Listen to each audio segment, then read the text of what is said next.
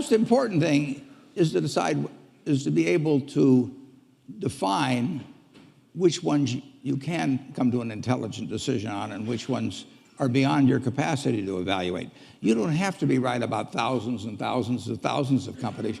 You only have to be right about a couple. I met Bill Gates on July 5th, 1991. We were out in Seattle, and Bill said, "You've got to have a computer." And I said, "Why?"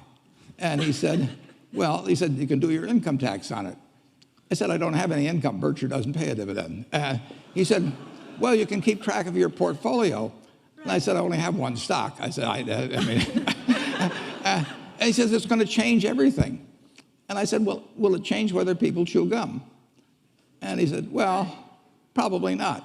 And I said, "Well, will it change what kind of gum they chew?" And not. And I said, "Well, then I'll stick to chewing gum and you stick to computers."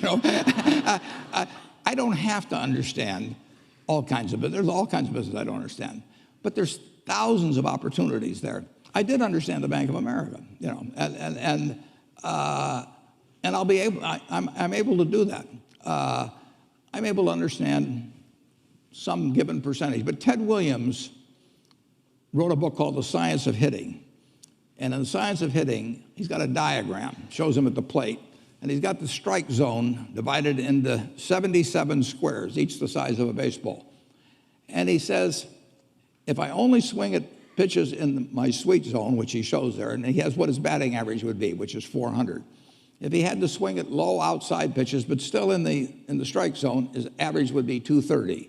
He said the most important thing in hitting is waiting for the right pitch.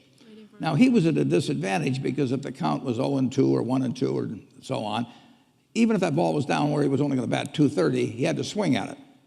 In investing, there's no called strikes.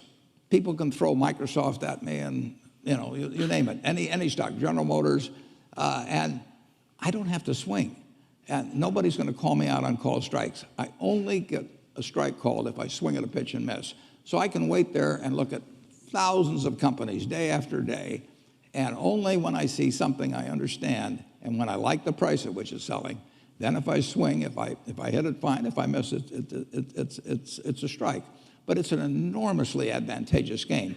And it's a terrible mistake to think you have to have an opinion on everything. You only have to have an opinion on a few things. In fact, I've told students, if when they got out of school, they got a punch card with 20 punches on it, and that's all the investment decisions they got to make in their entire life, they would get very rich because they would think very hard about each one.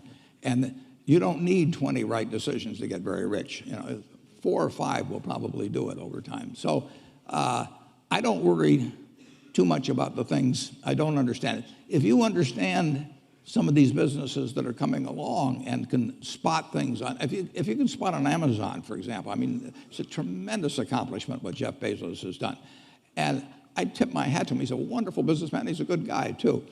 But could I have anticipated that he would be the success and 10 others wouldn't be? I'm not good enough to do that. But fortunately, I don't have to. I don't have to form an opinion on Amazon. And I did form an opinion on the Bank of America, and I formed an opinion on Coca-Cola. I mean, Coca-Cola's been around since 1886. There's 1.8 billion 8-ounce servings of Coca-Cola products sold every day.